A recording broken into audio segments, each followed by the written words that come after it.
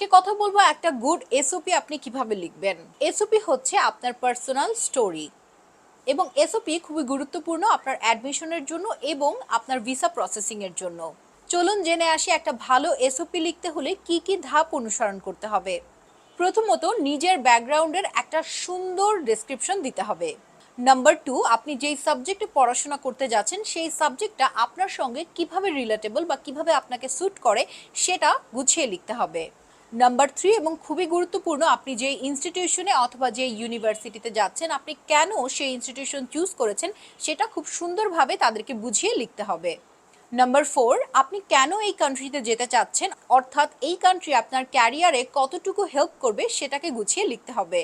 Number 5 এবং খুবই গুরুত্বপূর্ণ, আপনি যে ফিনান্সিয়াল ফান্ডটা দেখাচ্ছেন সেটা সঠিকভাবে দেখাতে হবে, অর্থাৎ এই ফান্ডটা আপনার ফ্যামিলি অথবা যে স্পন্সর করেছে সেটার সঠিক তথ্য আপনাকে তুলে ধরতে হবে।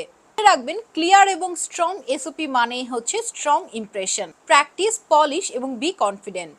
আর এই রিলসটা অবশ্যই আপনার সেই বন্ধুটার সাথে শেয়ার করুন যে বিদেশে পড়ালেখার প্ল্যানিং করছে।